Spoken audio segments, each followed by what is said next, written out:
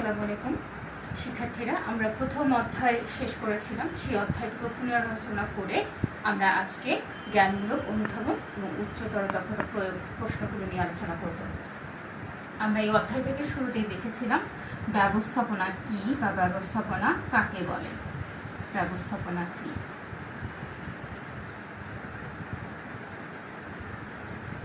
আমরা সবাই গত ক্লাস থেকে জেনেছিলাম যে প্রাতিষ্ঠানিক লক্ষ্য উদ্দেশ্য অর্জনের জন্য পরিকল্পনা, সংগঠন, কর্মী সংস্থান, নির্দেশনা, প্রেষণা, সমন্বয় আর নিয়ন্ত্রণ, এই সবগুলো কাজের সমষ্টিকেই আমরা কি বলতে পারি? ব্যবস্থাপনা বলতে পারি। আজকে আমরা এই অধ্যায় থেকে যে জ্ঞানমূলক প্রশ্নগুলো আমাদের পড়তে হবে সেই জ্ঞানমূলক প্রশ্নগুলোকে চলে যাচ্ছি। তোমরা খাতায় লিখে নিতে পারো অথবা তোমাদের ক্লাসে এই জ্ঞানমূলক অনুধাবনের প্রশ্নের একটা তালিকা দিয়ে দেওয়া হয়েছে। আমরা আজকে শুরু করছি নতুন করে। প্রথমে হচ্ছে ব্যবস্থাপনার যে আধুনিক ব্যবস্থাপনার জনক কে? আধুনিক ব্যবস্থাপনার জনক কে? উত্তর তোমরা সবাই জানো, হেনরি ফেওয়েল। আমি একটা একটা করে প্রশ্ন বলে যাচ্ছি আর জ্ঞানের প্রশ্নগুলো উত্তর দিয়ে যাচ্ছি। তোমরা প্রশ্নগুলো এবং উত্তরগুলো নিয়ে নেবে। এরপর যদি আমরা দ্বিতীয় প্রশ্নে আসি, দ্বিতীয় প্রশ্ন হচ্ছে বৈজ্ঞানিক ব্যবস্থাপনার জনক কে? বৈজ্ঞানিক ব্যবস্থাপনার জনকের নাম হচ্ছে F.W. টেইলর বা ফ্রেডারিক উইনস্লো টেইলর। আমরা সংক্ষেপে কি লিখতে পারি? F.W.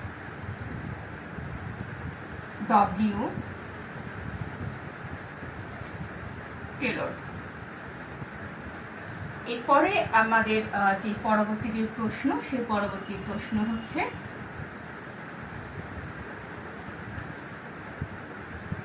কর্মী ব্যবস্থাপনার জনক কে? বা আমরা এখানে আধুনিক শব্দটা লাগিয়ে দিই, আধুনিক কর্মী ব্যবস্থাপনার জনক কে? উত্তর হচ্ছে রবার্ট ওয়েন।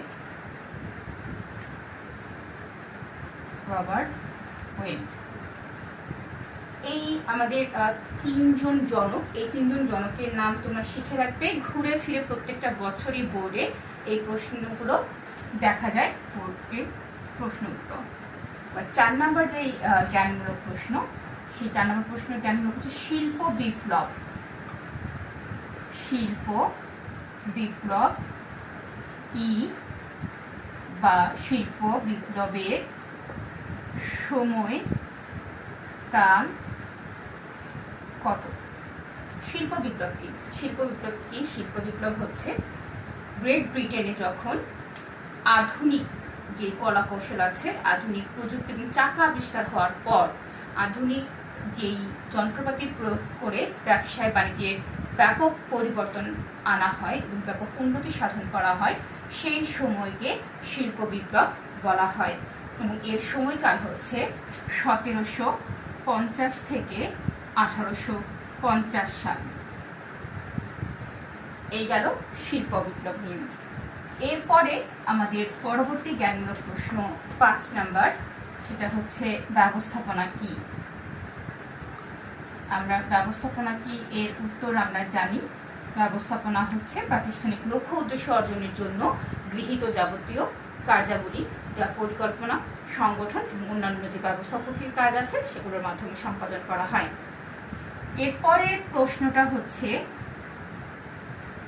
ব্যবস্থাপক কে? যে বা যিনি বা যারা প্রতিষ্ঠানের ব্যবস্থাপকীয় কার্যগুলো সম্পাদন করে থাকে। যেই কার্যগুলো আমরা দেখেছি এর আগে, ব্যবস্থাপনার 7টা কার্যাবলী আছে, এই 7টা কার্যাবলী যারা সম্পাদন করে থাকে তাদেরকেই ব্যবস্থাপক বলা হয়ে থাকে। এরপরে যে প্রশ্নটা আছে সেই পরের প্রশ্নটা হচ্ছে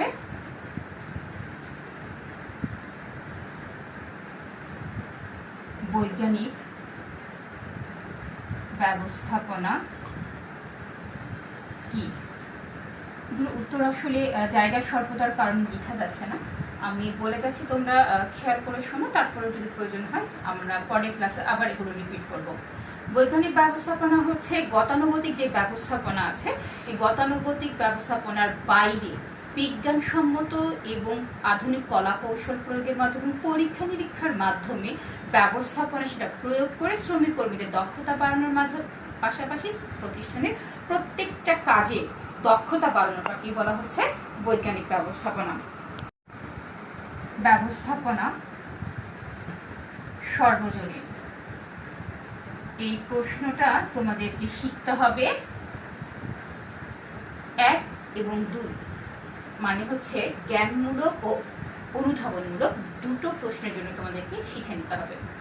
ব্যবস্থাপনা সর্বজনীন এই কথাটা আসলে বলেছিলেন কে? আমরা সবাই জানি কথাটা বলেছিলেন সক্রেটিস, গ্রিক দার্শনিক।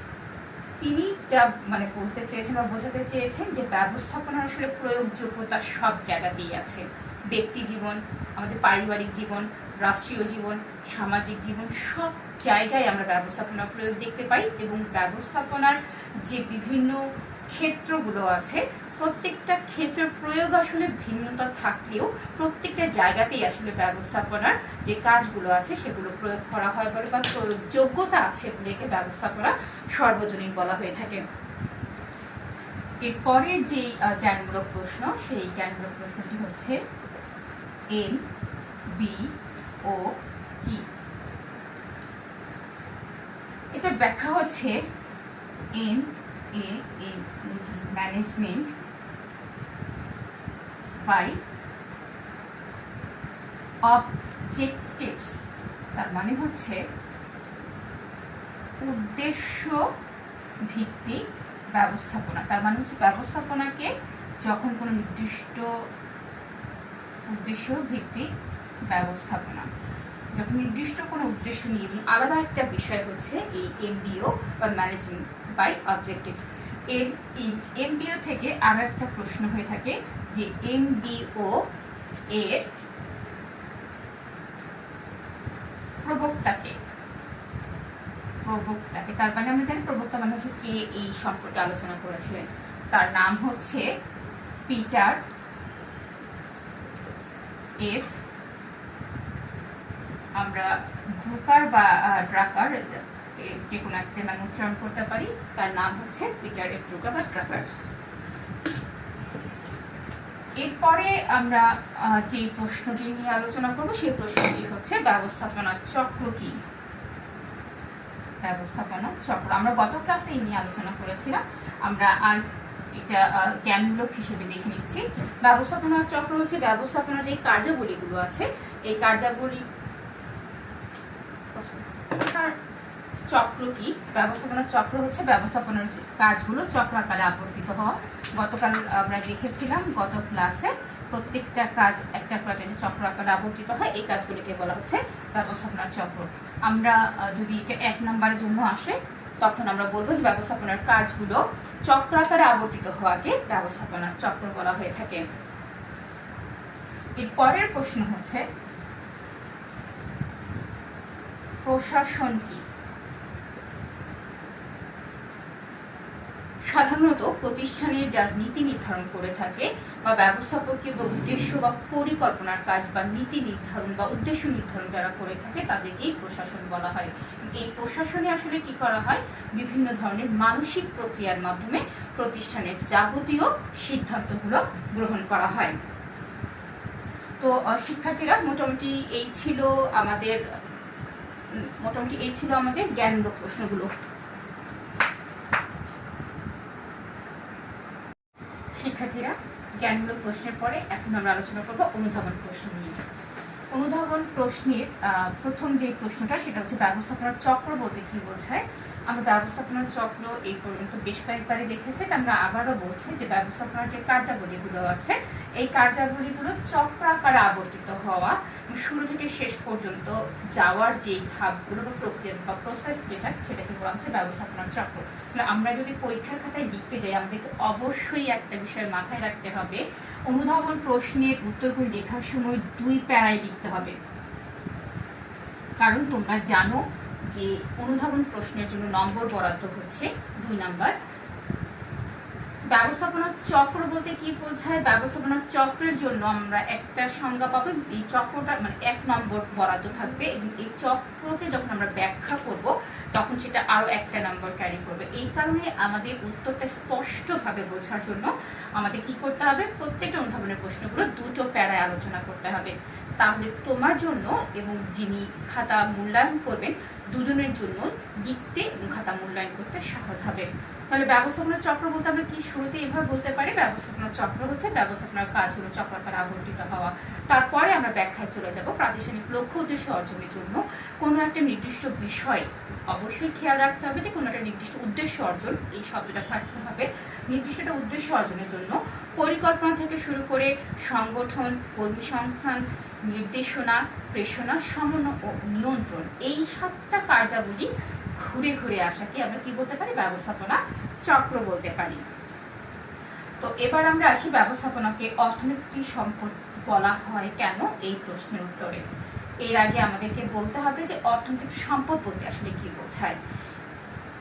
যা ব্যবহার করে আমরা উৎপাদনের কাজে নিয়োজিত করতে পারি বা পুনরায় উৎপাদনযোগ্য কোনো সম্পদকে আমরা কি বলতে পারি, অর্থনৈতিক সম্পদ বলতে পারি। ব্যবস্থাপনায় আমরা 6টা উপকরণ দেখেছিলাম। সেখানে একটা উপকরণ ছিল অর্থ এবং একটা উপকরণ ছিল মানুষ। এই মানুষ যখন দক্ষ মানুষ হয় বা দক্ষ মানব সম্পদ হয় এবং পুঁজি বা অর্থ, এই দুটোকেই আমরা কি বলতে পারি, অর্থনৈতিক সম্পদ বলতে পারি। এবং দক্ষ সম্পদ বা দক্ষ মানব সম্পদ এবং অর্থ ছাড়া কোনোভাবে ব্যবস্থাপনার কার্যাবলীগুলো সম্পাদন করা সম্ভব নয় বলে আমরা কি বলতে পারি, ব্যবস্থাপনাকে অর্থনৈতিক সম্পদ বলতে পারি। ব্যবস্থাপনা সর্বজনীন, আমরা বেশ কয়েকবার বারবার করে এই প্রশ্নটা ঘুরে ঘুরে আসছে, তার মানে তুমি খুব সহজে অনুধাবন করতে পারছো যে আসলে প্রশ্নটার গুরুত্ব কতখানি। এটা জ্ঞানমূলকের জন্য যেমন গুরুত্বপূর্ণ, অনুধাবনের জন্য তেমনিভাবে গুরুত্বপূর্ণ। ব্যবস্থাপনা সর্বজনীন মানে হচ্ছে সব জায়গায় প্রয়োগযোগ্যতা। তারপরে আমরা ব্যাখ্যা করে যাব যে ব্যবস্থাপনার ব্যক্তি জীবন থেকে শুরু করে পারিবারিক জীবন, রাষ্ট্রীয় জীবন এবং প্রতিষ্ঠানের শুরু থেকে শেষ পর্যন্ত প্রত্যেকটা জায়গায় ব্যবস্থাপনাকে প্রয়োগ করা হয় বলে এখানে ব্যবস্থাপনাকে সর্বজনীন বলা হয়েছে। এই কথাটা কে বলেছিলেন, সক্রেটিস বলেছিলেন। এবার আসো ব্যবস্থাপনা একটি সামাজিক প্রক্রিয়া, এই প্রশ্নের ব্যাখ্যায় আমরা যাচ্ছি।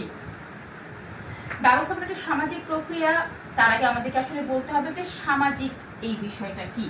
তার মানে সমাজের বিভিন্ন অংশ বা সমাজের বিভিন্ন পার্ট বা সমাজের বিভিন্ন মানুষদেরকে নিয়ে যখন কোনো একটা প্রতিষ্ঠান গঠিত হয় তখন তাকে সামাজিক বলা হয়ে থাকে। তো ব্যবস্থাপনায় আমরা আসলে বিভিন্ন পক্ষ দেখে থাকি, অভ্যন্তরীণ পক্ষ এবং বাহ্যিক পক্ষ। অভ্যন্তরীণ পক্ষেও কিন্তু আসলে সমাজের বিভিন্ন পক্ষ কাজ করে, আবার বাহ্যিক যে পক্ষগুলো আছে বিভিন্ন ধরনের সরবরাহকারী আছে, শ্রমিক আছে, ঋণদাতা আছে। ঋণদাতা যদিও অভ্যন্তরীণ, এই যে প্রত্যেকটা প্রতিষ্ঠানের এই ব্যবস্থাপনা প্রতিষ্ঠান কিন্তু প্রত্যেকটা মানুষের সাথে যাদের সাথে সম্পর্ক তৈরি হচ্ছে, বিভিন্ন প্রতিষ্ঠানের সম্পর্ক তৈরি হচ্ছে, এই কারণে আমরা ব্যবস্থাপনাকে একটি সামাজিক প্রক্রিয়া বলতে পারি।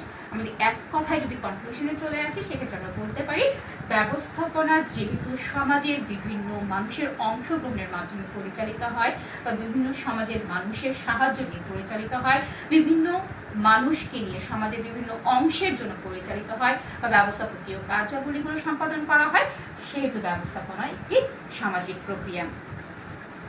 আমরা এখন আরো একটা গুরুত্বপূর্ণ প্রশ্নে যাব। এই প্রশ্নটা বেশ কয়েকবার ঘুরে ঘুরে বিভিন্ন বোর্ডে দেখা যায়। এটা হচ্ছে ব্যবস্থাপনা কি একটি পেশা? প্রশ্নটা এভাবে করা হবে, ব্যবস্থাপনা কি একটি পেশা? অথবা এভাবেও বলা হতে পারে যে ব্যবস্থাপনাকে কেন পেশা বলা হয় বা ব্যবস্থাপনা একটি পেশা ব্যাখ্যা করে। যদিও বেশ কিছুদিন আগ পর্যন্ত ব্যবস্থাপনাকে পেশা বলা হতো না, তার কারণ পেশা হতে হলে বা ব্যবস্থাপনাকে পেশা কিনা সেটা জানতে হলে আগে আসলে আমাদেরকে জানতে হবে যে পেশা কাকে বলে। আমরা কিন্তু মানে আমাদের যে প্রচলিত যে অর্থ আছে, রিক্সাওয়ালাকেও আমরা একজন পেশাজীবী বলে থাকি, শ্রমিক কর্মীদেরকে আমরা একজন পেশাজীবী বলে থাকি, কিন্তু আক্ষরিক অর্থে বা পেশা বলতে যদি আমরা বোঝাই কোনো নির্দিষ্ট প্রতিষ্ঠানের যে সনদপত্র আছে সেই সনদপত্র না থাকলে কাউকে আসলে পেশাজীবী বলা যাবে না বা পেশা বলা যাবে না।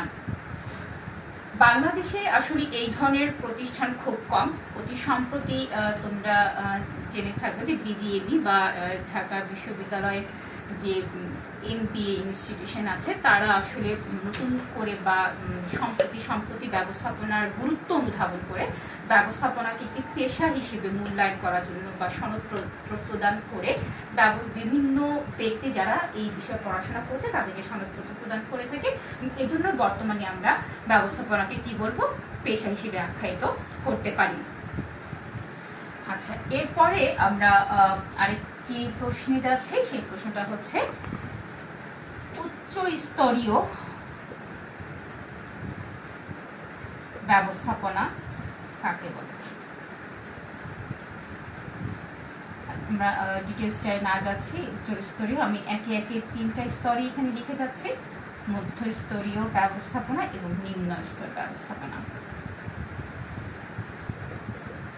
আচ্ছা, প্রতিষ্ঠানের বিভিন্ন ধরনের নীতি নির্ধারণের পাশাপাশি প্রতিষ্ঠানের বিভিন্ন ধরনের সিদ্ধান্ত নেয়ার যে কাজ বা কার্যাবলী যা আছে, প্রতিষ্ঠানের পরিকল্পনা প্রণয়ন আসলে যারা করে থাকে বা যেই কাজটা আসলে প্রতিষ্ঠানের উচ্চ স্তরে নেওয়া হয়, উচ্চ স্তরের কর্মী যারা থাকে, উচ্চ স্তরের শ্রমিক যারা থাকে বা উচ্চ স্তরের কর্মকর্তা যারা থাকে, তাদেরকে আসলে এখানে কি বলা হচ্ছে, উচ্চ স্তরে ব্যবস্থাপনা করা হচ্ছে। উচ্চ স্তরে যে ধরনের কার্যাবলীগুলো সম্পাদন করা হয় তাকে বলা হচ্ছে উচ্চ স্তরের ব্যবস্থাপনা।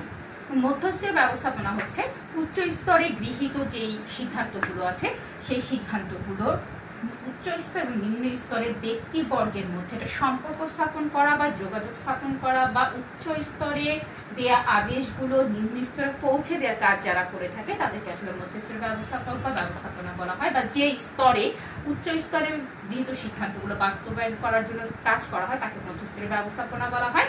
নিম্ন স্তর হচ্ছে যারা মাঠ পর্যায়ে কাজ করে তাদেরকে বলা হচ্ছে নিম্ন স্তর। যে পর্যায়ে বা ব্যবস্থাপনার যে স্তরে নিম্ন স্তরের শ্রমিকদের নিয়ে কাজ করা হয় তাকে বলা হচ্ছে নিম্ন স্তরের ব্যবস্থাপনা। এরপরে আরো একটা গুরুত্বপূর্ণ প্রশ্ন যেটা আমরা বিভিন্ন সময় বোর্ডে দেখে থাকি, সেইটা হচ্ছে ব্যবস্থাপনা কলা ও বিজ্ঞান উভয়। বা এই প্রশ্নটা একটু চেঞ্জ করে অনেক সময় এসে থাকে যে ব্যবস্থাপনাকে কলা না বিজ্ঞান কি বলা হয়ে থাকে। আমরা তাহলে শুরু করবো এভাবে, ব্যবস্থাপনা কলা ও বিজ্ঞান উভয়। কিভাবে সেই বিষয়ে আমরা আসছি। বিজ্ঞান কাকে বলে?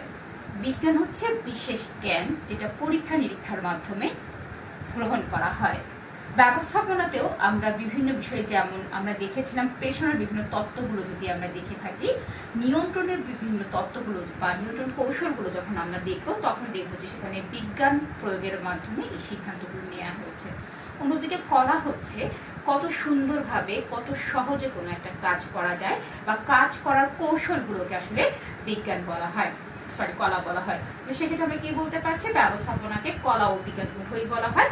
এবং এখানে আসলে আমাদের দুটো প্যারায় যতটুকু আসে ঠিক ততটুকু লিখে আমাদের চলবে, কারণ এখানে আমরা যদি খুব বেশি লিখতে থাকি সেক্ষেত্রে আমরা প্রয়োগ আর উচ্চতর লেখার জন্য সময় আমরা কম পাবো।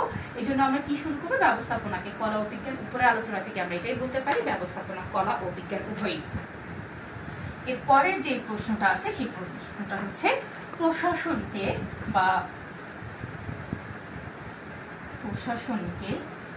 মস্তিষ্কের সাথে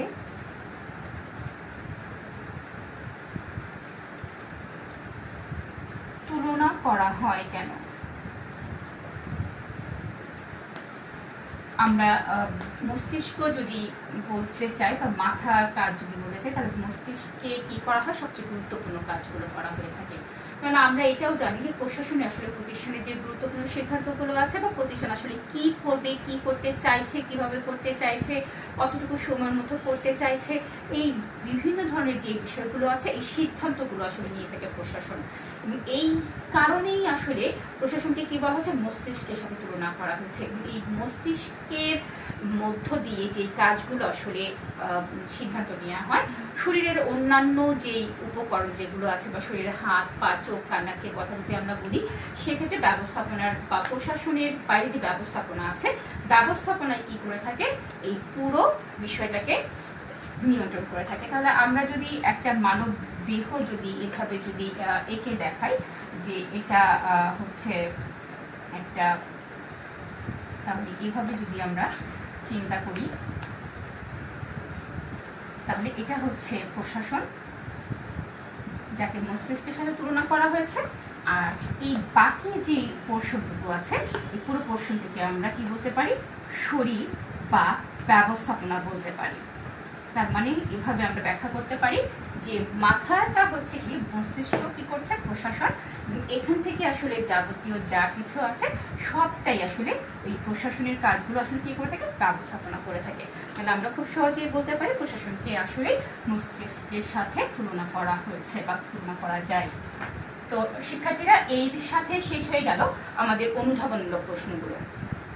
শিক্ষার্থীরা, আমরা এবার আলোচনা করব এই অধ্যায় প্রয়োগ থেকে যে প্রশ্নগুলো আসে সেগুলো নিয়ে। তাহলে আমি এখানে দেখতে পাচ্ছি ব্যবস্থাপনা চক্র, ব্যবস্থাপনা কার্যাবলী, ব্যবস্থাপনা স্তর। সবচেয়ে আগে আমরা ব্যবস্থাপনা চক্র নিয়ে আলোচনা শুরু করছি। চক্র মানে তোমরা বুঝতে পেরেছো যেটা চক্রাকার আবর্তিত হবে। তাহলে অবশ্যই আমাদেরকে একটা কি করতে হবে? চক্র এঁকে নিতে হবে।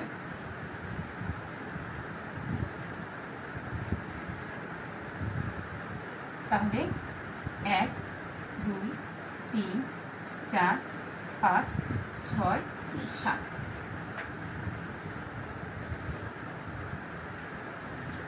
ব্যবস্থাপনার কোথায় কোন কাজ হবে আমি এখানে সংক্ষেপে প্রত্যেকটার মানে প্রথম দুটো অক্ষর লিখে যাচ্ছি। পরিকল্পনা, সংগঠন, কর্মসংস্থান, নির্দেশনা, প্রেষণা, সমন্বয় এবং হচ্ছে নিয়ন্ত্রণ। বোর্ডে এইরকম করে তোমাদের বা বোর্ড কোশ্চেন হোক বা তোমার অভ্যন্তরীণ বিভিন্ন পরীক্ষায় হোক, যেখানেই হোক না কেন, এই ধরনের একটা চক্র দিয়ে দেওয়া হবে। সেই চক্রের মধ্যে তোমাদেরকে এইভাবে আমরা ব্যবস্থাপনার সাথে কাজ জানি। আমরা এখন এই সংখ্যাগুলো মুছে নিচ্ছি, আমরা শুধু কার্যাবলীর নামগুলো রেখে দিচ্ছি। তোমাদের প্রশ্ন হবে, ধরে নাও এখানে এই নামটা পুরোটাই নিয়ে নেওয়া হলো, এটাও নিয়ে নেওয়া হলো। এখানে কোশ্চেন মার্ক থাকতে পারে, আবার এখানে বিভিন্ন অ্যালফাবেট, আবার বিভিন্ন বর্ণমালার যদি আমরা কথা বলি সেই ধরনের। তাহলে দেখো কিভাবে একটা প্রয়োগ থেকে আসলে কোন কোন ভাবে প্রশ্ন হচ্ছে। দেখো এখানে কি থাকতে পারে? একটা হচ্ছে প্রশ্নবোধক চিহ্ন থাকতে পারে, একটা হচ্ছে অ্যালফাবেট থাকতে পারে, একটা হচ্ছে বর্ণমালা থাকতে পারে। এবং প্রশ্ন করা হবে যে প্রশ্নবোধক চিহ্নিত স্থানে ব্যবস্থাপনা কোন কাজটি বসবে, বা এ চিহ্নিত স্থানে ব্যবস্থাপনা কোন কাজটি বসবে, বা ক চিহ্নিত স্থানে ব্যবস্থাপনা কোন কাজটি বসবে। আবার এখানে হতে পারে বি যে কাজটি আছে বা বি এর জায়গায় বা এখানে যে দ্বিতীয় প্রশ্নবোধক চিহ্নটা আছে সেই প্রশ্নবোধক চিহ্নতে যে কাজটি হবে তার গুরুত্ব আলোচনা করো বা তার প্রয়োজনীয়তা আলোচনা করো। তাহলে মোটামুটি কি মানে চক্রের ব্যাপারটা। এবং এখানে আরো একটা ব্যাপার গুরুত্বপূর্ণ যে বিষয়টা, এখান থেকে চক্র থেকে যে প্রশ্নটা হবে এবং প্রয়োগে আমরা উত্তর লেখার সময় যে কাজটা খেয়াল করব বা যে জিনিসটা খেয়াল করব সেটা হচ্ছে অবশ্যই 3 প্যারায় লিখতে হবে। প্রয়োগ আমাদের কি করতে হবে? প্রয়োগের উত্তর লেখার সময় 3টি প্যারায় লিখতে হবে এবং প্রত্যেকটা প্যারা যেন আলাদাভাবে স্পষ্টভাবে শিক্ষক বুঝতে পারেন সেভাবে আমাদেরকে যথেষ্ট স্পেস রেখে রেখে আমাদেরকে লিখতে হবে। মানে চক্রটা আমার মনে হয় যে শিক্ষার্থীরা আমরা খুব ভালোভাবে স্পষ্টভাবে বুঝতে পেরেছি। চক্র হচ্ছে এরকম একটা চক্র আঁকা হবে, সেই চক্রটা এঁকে প্রত্যেকটার কাজের জন্য আমাদেরকে জানতে চাওয়া হবে যে এখানে আসলে কোন ধরনের কাজ হয়ে থাকে, আমাদেরকে সেই কাজটা সম্পর্কে ব্যাখ্যা করতে হবে। এখানে একটা বিষয় লক্ষণীয়, সেটা হচ্ছে আমরা যদি কোনোভাবে একটা কাজের কথা ভুলে যাই যে এখানে আসলে কি হবে, আমরা যদি এখানে কি ছিল, কর্মী সংস্থান ছিল, কর্মী সংস্থান, নির্দেশনা, প্রেষণা, সমন্বয় এবং এখানে হচ্ছে নিয়ন্ত্রণ। বারবার করেই তোমাদেরকে যেটা বলার চেষ্টা করছি বা বারবার করে যেটা বলছি সেটা হচ্ছে কোনোভাবেই এই সাইকেলটা, কোনোভাবেই ব্যবস্থাপনার কাজের যে ধাপগুলো আছে, যে ধারাবাহিকতা আছে, এটা ভুল করা যাবে না। যদি আমরা ভুল করে থাকি তখন আমরা এখানে যে উত্তরগুলো লিখবো সেই উত্তরগুলো ভুল হবে এবং পুরো নম্বরটিতে তখন 3-এর জায়গায় 3 প্যারায় আমাদেরকে এখানে পুরো উত্তরটা আমরা সব খুব সুন্দর করে গুছিয়ে লিখেছি, কিন্তু কিওয়ার্ড তোমরা খুব ভালো করে জানো কিওয়ার্ড কাকে বলে। ঠিক কোন প্রশ্নের উত্তর যেটা সেটাকে কিওয়ার্ড বলা হয়, সেই কিওয়ার্ড যদি আমরা ভুল করে থাকি তাহলে পুরো প্রশ্নটাই আসলে শূন্য দিয়ে দেওয়া হবে। তাহলে শিক্ষার্থীরা ব্যবস্থাপনা চক্র থেকে আসলে কোন ধরনের প্রশ্ন হয়ে থাকে সেটা আমরা খুব সহজেই আমরা বুঝতে পারলাম। এবার চলে আসি আমরা ব্যবস্থাপনার কার্যাবলী থেকে কি ধরনের প্রশ্ন হতে পারে ব্যবস্থাপনার কার্যাবলী। তাহলে এখন সবাই একটু আমরা আবার মনে করার চেষ্টা করি, ব্যবস্থাপনার কাজ কয়টা? ব্যবস্থাপনার কাজ হচ্ছে 7টি। এই কাজের বোঝার জন্য উদ্দীপকের যে কোনো ধরনের প্রশ্ন থাকুক না কেন তোমাদের কাছে জানতে চাওয়া হবে বয়ের প্রশ্নের জন্য উদ্দীপকে ব্যবস্থাপনার কোন কাজের কথা বলা হয়েছে, বা উদ্দীপকে ব্যবস্থাপনার কোন কাজটি সম্পাদন করা হয়েছে, ব্যবস্থাপনার কোন কাজটি দেখতে পাওয়া যাচ্ছে, বা ব্যবস্থাপনা কোন কাজের উপর গুরুত্ব দেওয়া হয়েছে, এইভাবে করে আসলে প্রশ্নটা থাকবে। তাহলে ব্যবস্থাপনার 7টা কাজ, ব্যবস্থাপনার 7টা কাজ, প্রত্যেকটা কাজের একটা একটা করে তোমাদের উদাহরণ দিয়ে যাচ্ছে যে আসলে এই ধরনের উদ্দীপক বা এই ধরনের গল্প, এবং উদ্দীপক মানে আসলে আমরা জানি যে একটা গল্প সাজিয়ে দেওয়া হয়, এই গল্পটা থেকেই আসলে তোমাদের পড়ার যে বিষয়গুলো আছে সেই পড়ার লাইনগুলোর সাথে কোনো একজন ব্যক্তি বা মানুষের নাম লাগিয়ে দেওয়া হয় এবং সেখানে একটা ঘটনার মতন তৈরি করে তোমাদের কাছে প্রশ্ন করা হয় যে আসলে এখানে কি বলা হয়েছে বা কোন কাজটা করা হয়েছে। তাহলে পরিকল্পনা আমরা প্রথম যদি শুরু করি, বা পরিকল্পনা, আমি এখানে পরিকল্পনা লিখতে চাচ্ছি না, আমি এখন তোমাদের সরাসরি উদ্দীপকে চলে যাচ্ছি। ন্যাশনাল কলেজের ব্যবসায় শিক্ষা শাখার শিক্ষার্থীরা বনভোজনে বা শিক্ষা সফরে যাওয়ার জন্য অধ্যক্ষ মহোদয় বরাবর একটা আবেদন করলেন। আবেদন করার পরে অধ্যক্ষ তাদের আবেদন মঞ্জুর করেন এবং শিক্ষা সফরে কোথায় যাওয়া হবে, কিভাবে যাওয়া হবে, কত সময়ের মধ্যে বা কত তারিখে যাওয়া হবে এবং সেখানে চাঁদার পরিমাণ কত থাকবে তা নির্ধারণ করে দিলেন। এতটুকু উদ্দীপক গল্পের জন্য তোমাদের কাছে প্রশ্ন করা হবে যে উদ্দীপকে অধ্যক্ষ মহোদয়ের কাজটিকে কি বলা হয়। তাহলে দেখো, আমরা যখন পরিকল্পনার সংজ্ঞা পড়েছিলাম তখন আমরা জেনেছিলাম যে কখন, কিভাবে, কার দ্বারা, কত সময়ের মধ্যে, বা ভবিষ্যতে যা করা হবে, ভবিষ্যতে যে ধরনের কাজ করা হবে তাকে বলা হয় পরিকল্পনা। তাহলে আমরা এখানে কি দেখতে পাচ্ছি, সবটাই ভবিষ্যতে করা হবে, তাহলে আমরা নিঃসন্দেহে কি বলতে পারি, এই কাজটি হচ্ছে পরিকল্পনা। এবার চলে আসো সংগঠনের কাজ। এখানে শিক্ষার্থীদের গুরুত্ব বা দৃষ্টি আকর্ষণ করছি, প্রত্যেকটা কাজের সংজ্ঞা যদি আমরা মুখস্থ না রাখি, প্রত্যেকটা কাজের বৈশিষ্ট্য সম্পর্কে যদি আমাদের দখল না থাকে, তাহলে আমরা কোনোভাবেই উদ্দীপক করে উদ্ধার করতে পারবো না আসলে কোন কাজের কথা বলা হয়েছে। আমরা সংগঠন যখন দেখেছিলাম, সংগঠনের দেখেছিলাম এরকম যে প্রতিষ্ঠানের প্রত্যেকটা কাজকে ভাগ করে, আমি আগে সংজ্ঞাগুলো আলোচনা করে যাচ্ছি, সেই অনুযায়ী একটা উদ্দীপক তোমাদেরকে বলছি, তাহলে মনে হয় বিষয়টা আমাদের বুঝতে সহজ হবে। তাহলে সংগঠন কাকে বলে? সংগঠন হচ্ছে প্রতিষ্ঠানের কাজগুলোকে বিভিন্ন ভাগে ভাগ করে প্রত্যেকটা ভাগের দায়িত্ব বিশেষজ্ঞ ব্যক্তিদের উপর অর্পণ করা। আচ্ছা, তাহলে আমরা এখন একটা উদ্দীপক দেখি।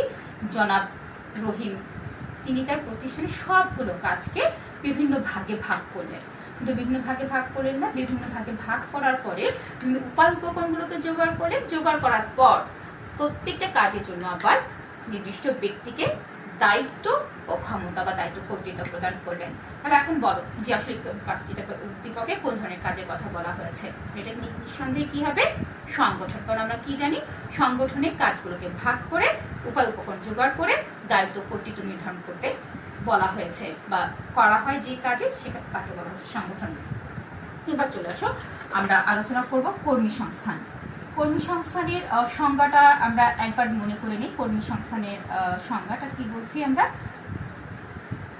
প্রতিষ্ঠানের যে সংগঠনের যে কাজ অনুযায়ী বা সংগঠনের প্রয়োজন অনুযায়ী বা সংগঠনের কাজগুলোকে সংগঠনের যে বিভিন্ন বিভাগের দায়িত্ব বিভিন্ন ব্যক্তির উপর দেওয়া হবে, সেই রকম দক্ষ ব্যক্তি জোগাড় করার কাজকে বা প্রতিষ্ঠান পর্যন্ত নিয়ে এসে তাদেরকে কাজে নিয়োগ করা যে প্রক্রিয়া, তাকে বলা হচ্ছে কর্মী সংস্থান। আচ্ছা, আমরা যদি একটু কর্মী সংস্থান এখন উদ্দীপকে যাই, যে জনাব রহিম পরিকল্পনা অনুযায়ী সবগুলো কাজ শেষ করলেন। কি করলেন? তিনি পরিকল্পনা অনুযায়ী বিভিন্ন উপায় উপকরণ জোগাড় করলেন এবং তারপরে তিনি দায়িত্ব কর্তৃত্ব নির্ধারণ করে দিলেন। এখন প্রশ্ন হচ্ছে জনাব রফিকের পরবর্তী কাজটির নাম কি? তাহলে আমরা সংজ্ঞা থেকে বুঝতে পারছি জনাব রহিমের পরবর্তী কাজই হচ্ছে কর্মী সংস্থান করা বা কর্মীদেরকে জোগাড় করে প্রতিষ্ঠান পর্যন্ত নিয়ে আসা। আচ্ছা, এবার আসো নির্দেশনা কাকে বলা হয়? নির্দেশনাকে আমরা কি বলছি? শ্রমিক কর্মীদের কাজ করানোর জন্য উৎসাহ দেয়া, তাদেরকে পরামর্শ দেয়া, কিভাবে কাজ করবে, হাউ টু ডু, কিভাবে কোনো কিছু সম্পাদন করতে হবে, সেই সম্পর্কে যখন কোনো ধরনের দিক নির্দেশনা দেয়া হয় তখন তাকে নির্দেশনা বলা হয়। তাহলে আমরা এখন একটা উদ্দীপক দেখি। জনাব হাসান তিনি তার শ্রমিক কর্মীদের সুপারভাইজ করেন বা দেখাশোনা করেন। তিনি সব সময় শ্রমিক কর্মীদের কাজ সম্পর্কে তদারকি করেন এবং তাদেরকে দেখিয়ে দেন বা তাদেরকে পরামর্শ দেন যে কিভাবে কাজ সম্পাদন করতে হবে। এখন যদি তোমাদেরকে প্রশ্ন করা হয় উদ্দীপকে কোন ধরনের কাজের কথা বলা হয়েছে বা উদ্দীপকে আমরা কোন ধরনের ব্যবস্থাপকের কাজ দেখতে পাচ্ছি, তাহলে এটা কোন ধরনের কাজ? সেটা হচ্ছে নির্দেশনা। শিক্ষার্থীরা খুব ভালো করে আবারও খেয়াল করো, প্রত্যেকটা কাজের সংজ্ঞা যদি আমরা মুখস্থ না করি তাহলে আমরা কিন্তু ব্যবস্থাপনা কার্যাবলী থেকে কোনো প্রশ্ন আসলে উত্তর করতে পারবো না।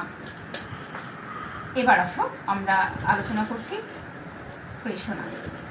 প্রেষণা কি? শ্রমিক কর্মীদেরকে উৎসাহ দেওয়া যেন তারা তাদের সর্বোচ্চটুকু দিয়ে কাজ করে। শ্রমিক কর্মীরা কাজ করবে এটাই স্বাভাবিক, এই জন্য তাদেরকে প্রতিষ্ঠানে নিয়ে নেওয়া হয়, এটা আমরা জানি। কিন্তু শ্রমিকদের কাছ থেকে যদি আমি সর্বোচ্চটুকু আদায় করতে পারি বা তাদের যে সামর্থ্য আছে তার সবটুকু যদি আমি আমার প্রতিষ্ঠানে কাজে লাগাতে পারি তাহলে আমার কি হবে? উৎপাদনশীলতা বৃদ্ধি পাবে। তোমরা জানো যে উৎপাদন এবং উৎপাদনশীলতা কিন্তু এক কথা নয়। উৎপাদনশীলতা হচ্ছে ঠিক কতটুকু, কত মিনিমাইজ বা কত সর্বনিম্ন পর্যায়ে কতটুকু কম কাঁচামাল ব্যবহার করে আমি কত বেশি প্রোডাকশন করতে পারি বা উৎপাদন করতে পারি, সেটা হচ্ছে উৎপাদনশীলতা। একই পরিমাণ কাঁচামাল ব্যবহার করে যতটুকু আমার উৎপাদন করার কথা ছিল তার চেয়ে বেশি পরিমাণ যখন আমি উৎপাদন করতে পারবো তখনই তাকে উৎপাদনশীলতা বলা হবে। তাহলে এখন যদি আমরা দেখি যে জনাব করিম তিনি শ্রমিক কর্মীদের উৎসাহ উদ্দীপনা দেওয়ার কাজে নিজেকে নিয়োজিত থাকেন এবং তিনি শ্রমিক কর্মীদের দেখাশোনার পাশাপাশি শ্রমিক কর্মীদের বেতন এবং শ্রমিক কর্মীদের কাজে যে পরিবেশ আছে সেই বিষয় নিয়ে যথেষ্ট যত্নশীল। তখন আমরা বলি যে মিস্টার করিম আসলে ব্যবস্থাপনার কোন কাজটি সম্পাদন করছে, তখন উত্তরটা হবে প্রেষণা। এবার আসো সমন্বয়। সমন্বয়ের মানে হচ্ছে ব্যবস্থাপনার যে বিভিন্ন বিভাগ থাকবে যেটা সংগঠনে করা হয়েছে কাজকে সুবিধা করার জন্য বা কাজের সুবিধার জন্য যে ধরনের কাজ করা হয়েছে তাকে বলা হচ্ছে সমন্বয়। এই সমন্বয়ে বিভিন্ন বিভাগ এবং উপবিভাগের মধ্যে যোগ সূত্র স্থাপন করাকে কি বলা হচ্ছে? সমন্বয় বলা হয়। এখন আমরা একটা উদ্দীপকে দেখি উদ্দীপক কিভাবে আসতে পারে। উদ্দীপকে বলা হচ্ছে জনাব আলী তার প্রতিষ্ঠানের সবাই মিলে একসঙ্গে কাজ করতে বা কাজ করাতে চান। তিনি মনে করেন যে প্রতিষ্ঠানের সবাই যদি একসাথে কাজ না করে তাহলে প্রতিষ্ঠানের যে লক্ষ্য উদ্দেশ্য আছে সেটা কোনোভাবে আসলে অর্জন করা সম্ভব নয় এবং তিনি মনে করেন যে একে যদি অন্যের সাথে মিল না রেখে চলে তখন প্রতিষ্ঠানের লক্ষ্য উদ্দেশ্য অর্জন ব্যাহত হবে। কারণ উদ্দীপকে জনাব আলী কোন ধরনের কাজকে গুরুত্ব দিয়েছেন, তার উত্তরটা কি হবে? সমন্বয়। এবার আসো আমরা নিয়ন্ত্রণে আসি। পরিকল্পনা অনুযায়ী কাজ সম্পাদন হচ্ছে কিনা সেটা খোঁজ খবর করা, সেটার খোঁজ নেওয়া, এই কাজটা কি বলা হচ্ছে নিয়ন্ত্রণ। আমাকে আরো একটু ডিটেলস বলি। নিয়ন্ত্রণের সংজ্ঞা হচ্ছে প্রতিষ্ঠানের নির্দিষ্ট লক্ষ্য উদ্দেশ্য অনুযায়ী প্রতিষ্ঠানের কাজগুলো সম্পাদন হচ্ছে কিনা, সম্পাদিত হয়ে থাকলে কতটুকু সম্পাদিত হয়েছে আর কতটুকু সম্পাদিত হয় নাই সেই সম্পর্কে কাজ পরিমাপ করে পুনরায় আবার সংশোধনমূলক ব্যবস্থা গ্রহণ করার নাম হচ্ছে নিয়ন্ত্রণ। তাহলে আমরা এখানে বলতে পারি জনাব রফিক 3 মাসে কি করলেন? 1000 পিস শার্ট তৈরি করবেন। 3 মাসে 1000 শার্ট তৈরি করবেন। তিনি যখন 1 মাস পরে যখন খোঁজ খবর করবেন যে আসলে কয়টা শার্ট তৈরি হয়েছে তখন আসলে যে কাজটা করা হবে সে কাজটাকে কি বলা হবে, এটা হচ্ছে প্রশ্ন। তখন কি হবে? জনাব রফিক 3 মাস এর পরিকল্পনা নিজে কাজটা শুরু করেছেন। 1 মাস পরে যখন তিনি খোঁজ খবর করতে গেলেন কতটুকু কাজ হয়েছে, এই কাজটার নাম হচ্ছে নিয়ন্ত্রণ। তাহলে ব্যবস্থাপনার সাথে কাজ সম্পর্কে আমাদের সবার ধারণাটা স্পষ্ট হয়েছে আশা রাখি। তারপর কোনো সমস্যা থাকলে প্রশ্ন করতে আমি উত্তর দেওয়ার চেষ্টা করব। এবার মানে সবচেয়ে শেষ যে জায়গা সেটা হচ্ছে ব্যবস্থাপনার স্তর। স্তর কয়টা দেখেছিলাম আমরা? যদি আমরা একটা পিরামিড যদি এঁকে নিই তখন আমরা বলতে পারি প্রথম, দ্বিতীয়, তৃতীয়। এটাকে আমরা বলতে পারি নিম্ন, এটাকে বলতে পারি আমরা মধ্য, আর একে বলা যায় উচ্চ। এখন প্রশ্ন হচ্ছে উদ্দীপক থেকে দেখে আমরা কিভাবে ধরবো এটা কোন স্তরের কাজ, কোনটা প্রথম স্তর, কোনটা দ্বিতীয় স্তর, কোনটা তৃতীয় স্তর, বা কোনটা উচ্চ, কোনটা মধ্য এবং কোনটা নিম্ন। খুব ভালো করে খেয়াল করো, ছোট্ট কিছু ট্রিক্স যদি আমরা এখানে নিয়ে নিই তখন এটা আমাদের কাছে খুব স্পষ্ট হয়ে যাবে। একটা হচ্ছে যখন আমরা দেখব উদ্দীপকে বলা হয়েছে কোনো ব্যক্তি পরিকল্পনা প্রণয়ন করছেন, সিদ্ধান্ত নিচ্ছেন, গুরুত্বপূর্ণ সিদ্ধান্ত নিচ্ছেন, পরিকল্পনা প্রণয়ন করছেন বা নীতি নির্ধারণ করছেন, এ ধরনের কাজের কথা যখন বলা হবে তখন হয়ে যাবে উচ্চ স্তর। যখন বলা হবে যে উচ্চ স্তরের কাজগুলো বাস্তবায়নের জন্য কাজ করছেন তখন বলা হবে মধ্য স্তরের কথা। এবং যখন বলা হবে মাঠ পর্যায়ে কাজ করছে এবং শ্রমিক কর্মীদেরকে তত্ত্বাবধান করছে, খুব ভালো করে খেয়াল করো। নিম্ন স্তর বোঝার জন্য আমরা উদ্দীপক থেকে দুটো ক্লু আমরা খুঁজে নিব। একটা হচ্ছে মাঠ পর্যায়ে, আরেকটি হচ্ছে কি বলা হচ্ছে তত্ত্বাবধান। এই দুটো শব্দ যখন আমরা বুঝবো বা যে স্তরের লোক এটা করছে তাকে বলা হবে কি নিম্ন স্তরের। আমরা একটা উদাহরণ দিয়ে 3টা স্তরে বোঝাবো। দেখো এখানে আমরা একটু বলে দিচ্ছি, 3 জনের নাম লিখছি। রফিক, রহিম, করিম। নীতি নির্ধারণ করে একটা প্রতিষ্ঠানের এক্স একটি প্রতিষ্ঠান, এই প্রতিষ্ঠানের এক্স একটি প্রতিষ্ঠান, এই প্রতিষ্ঠানের জনাব রফিক নীতি নির্ধারণ করে, রহিম নীতি বাস্তবায়ন করে, নীতি বাস্তবায়ন করে, এবং করিম মাঠ পর্যায়ে তত্ত্বাবধান করে। এখন বলো, খুব সহজে কিন্তু আমরা বুঝতে পারছি কে কোন স্তরে আছে। তাহলে রফিক হচ্ছে নীতি নির্ধারণ পর্যায়ে, বা একে আমরা কি বলবো উচ্চ স্তর। রহিম কোন পর্যায়ে আছে? নীতি বাস্তবায়ন করেন, তাকে আমরা বলবো মধ্য, একে বলবো আমরা উচ্চ, আর করিমকে আমরা বলবো নিম্ন। তাহলে মোটামুটি আমরা কি দেখতে পেলাম? উচ্চ, মধ্য, নিম্ন। মানে শিক্ষার্থীরা আশা করতে পারি যে আমরা আসলে আজকের জ্ঞানমূলক, অনুধাবন এবং প্রয়োগের প্রশ্নগুলো খুব সহজে বুঝতে পেরেছি। এবং প্রয়োগের এই প্রশ্নগুলোর মধ্য দিয়েই আবার গুরুত্ব বা ব্যবস্থাপনার কাজ, কোন কাজটা, বা এখানে আমাদের এই জায়গাটা দিয়ে আবার কি আসতে পারে যে রফিক এবং রহিম বা রফিক এবং করিমের কাজের পার্থক্য আলোচনা করো। তখন আমরা কি করব? রফিকের কাজটা মানসিক প্রক্রিয়া এবং করিমের কাজটা শারীরিক প্রক্রিয়া বা কার্যিক প্রক্রিয়া, এইভাবে করে আমরা পার্থক্য উপস্থাপন করব। তো আশা রাখি শিক্ষার্থীরা পুরো অধ্যায়টুকু সম্পর্কে আমাদের খুব ভালোভাবে একটা ধারণা হয়ে গিয়েছে। তারপর যদি কোনো প্রশ্ন থাকে ইনশাআল্লাহ সেই প্রশ্ন উত্তর দেওয়ার চেষ্টা করব। আশা করি তোমাদের সবার কাজে লাগবে। সবাই ভালো থেকো, ঘরে থেকো। আসসালামু আলাইকুম।